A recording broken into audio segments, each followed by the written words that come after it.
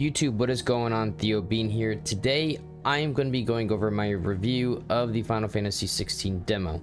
I will say this is my third time recording it because I had a lot of things I wanted to say, very strongly felt opinions about the game, and my other two recordings I felt didn't really convey that, so here I am again. So this is the best demo I've ever played. I'm just going to be going over talking about the main components of the demo, my overall thoughts. Considering the fact that this is my third time recording it, I felt that I couldn't properly convey how I felt in those videos, so here I am doing this again, and I don't normally do this. This is just because my feelings for this were so strong. I felt like I really wanted to convey it in the right way and get the words right. So without further ado, let's kind of break it down. First thing I want to talk about is going to be the story.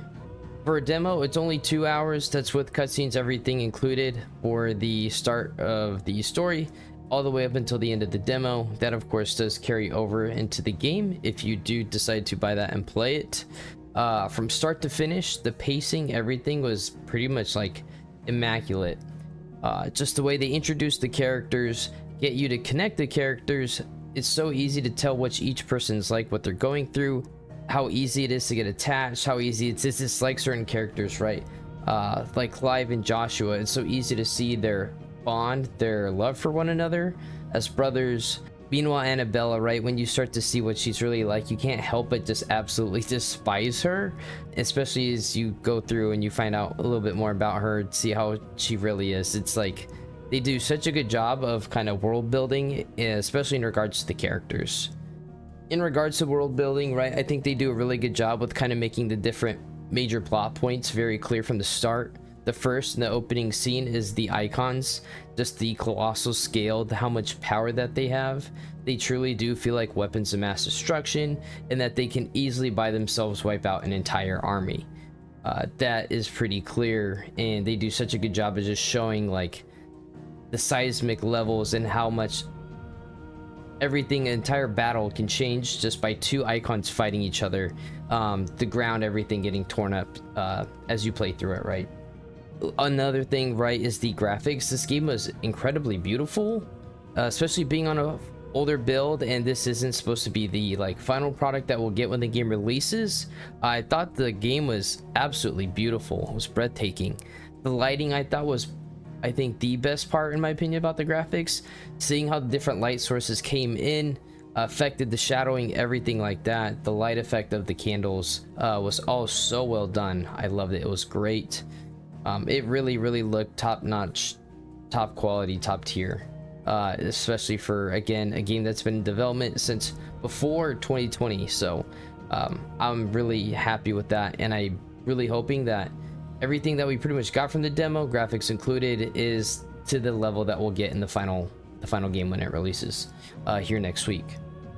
Again, also to kind of going back on the world building here, another thing right outside of the icons is also just going to be how Aether works, right? From the very first cutscene, you see people don't really use tools. Everybody just uses Aether, the source from the mother crystals, right? We'll learn more about that when the final game releases.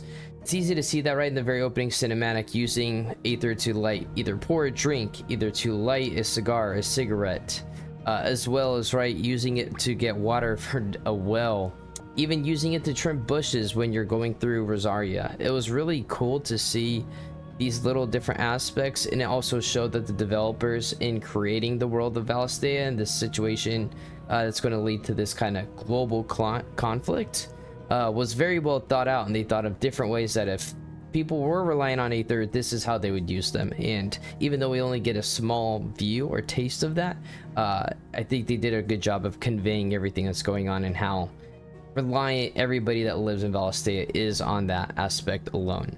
And then of course, in regards to the story, even like I said, in a very short few hours, the way they get you connected to characters, and in the final ending, it really hits you in the gut, especially when the screen goes black for one part towards the very end, and you just hear the sound effects. It just absolutely hits you in the feels, and you just can't help but feel bad by, even though not lacking the visual aspect of it, hearing the sound effects is like just a really good way of storytelling just to reach your emotions, and how they do that is really reminiscent of how they really capture everything in a short 2-hour window. Like I said, to make you feel connected, understand the situation, and just like get you bought in from start to finish. After all the people I've seen playing through the demo, people's reactions, I'm not surprised to see other people really felt the same way I did. Like at the very ending, people going like, wow, holy shit, or going, wait, oh my god, I forgot I was playing a demo, or oh my god, like it's over, like wow, I can't wait. I saw one guy, he was so upset, the next thing he did was he went and he pre-ordered the game online. So he was so bought in after playing it. Other people watching Twitch streamers and seeing their chats just spam clap or know that it was over just really showed how powerful a little 2-hour demo could be, and how good of storytelling they could do in such a short time. It really says a lot, and it's only the beginning, but they do such a good job of laying the framework and just letting you know what you're in store for Final Fantasy XVI. Next, let's talk about the combat. I thought the combat was really nice, fluid. It's easy to see the influences from Devil May Cry 5, especially how the base mechanics work, as well as purchasing new abilities, having different things to kind of increase our arsenal over time once we get more experience and ability points. You know, going through it, I thought it was really nice. I felt every time I got hit, I kind of deserved to get hit. Every time I dodged, I deserved to get dodged. It felt really smooth, like some Skippy peanut butter. It was good. I was pleasantly surprised. And even though for the 2-hour demo, it is, you know, you are pretty much going on with training wheels, it's very limited of everything that we can do. Thankfully, there is the iconic challenge, which unlocks once you complete that 2-hour demo, which is another part a little bit further on into the game. We get more access to the iconic abilities that Clive will use later, and that's a better taste or better idea of like the more full course meal that we'll get when the game releases, and how combat's really going to be, and that feels even better. The abilities feel really good, extremely strong, and going through a second time, being able to utilize those more made a huge difference in combat. So I know being able to weave those in, use those situationally, is going to feel very rewarding, especially when we get into later content, harder content, when the game finally releases as well. Next thing I want to talk about is going to be the music, and the music is honestly the best part of the entire demo. And I know that's saying a lot with everything I've been saying so far, but I believe that the way the world building works and how bought in and how it feels to be immersed in the game, music really is the icing on the top that really just seals that immersion factor. It just really brings out the most that it possibly can out of each situation you're in. Whether you're going through the swamp, whether you're going through the iconic battle underground, as you play through it, you will understand, and it's just like, it's so epic, and it just brings out so much in each moment. Even during the iconic challenge, right, the music that plays during that, it's just as good. And if Soken can do this good of a job in the demo, I can't wait to see what else he has in store for us during the final release of the game.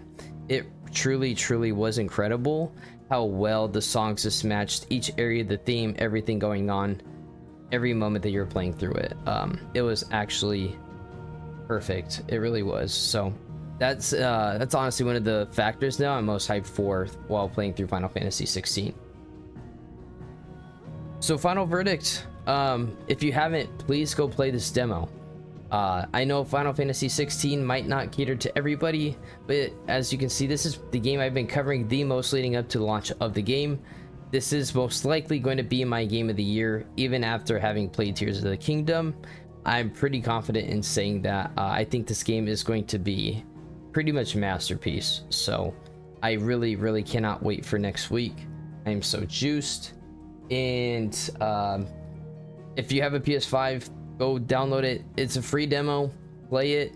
If you don't like it, by all means, you know, chances are you will, because I've only seen people liking it sharing with the post that they shared. Some people are hating on it, but the people that are, I think it's pretty clear that they're just looking for a reason to dislike it. The majority of people, I saw one guy who got kind of highlighted that he was saying like, Final Fantasy 16 looks like shit, they're going away from turn-based, I'm not going to play it. And then he tweeted, I played the demo, it's really good. I'm actually looking forward to a Final Fantasy again. So it's just like, yeah, it's that good where people will 180, you know, if they had unfavorable opinions about it leading up to this game. So again, go play it. I cannot wait for this. That's going to be it for this though. Incredible demo. I played through it again last night, the Iconic Challenge. I'm probably going to play it again tonight a little bit more, just to keep getting used to the combat, try new things, mess with it. Having a lot of fun. So I'm actually looking forward to playing this demo again more than I am to playing like Diablo 4, which I know sounds crazy, but that is going to be it for this video. If you have played it, let me know down below what your thoughts on the demo was, and if you're interested in getting Final Fantasy 16 or not. If not, you know, let me know what you think, what you've seen so far. Again, I've been covering this game like crazy, and it's for this reason right here. I've been hyped for good reason, and this all coming to fruition just after playing this. So I'll have a few more videos coming out here before the release, and then of course we'll be going ham when the game does release. I'll be putting out a ton of content for that as well. That is going to be it for me though, guys. I hope to see you guys in the next video. Until then, peace and deuces. See ya.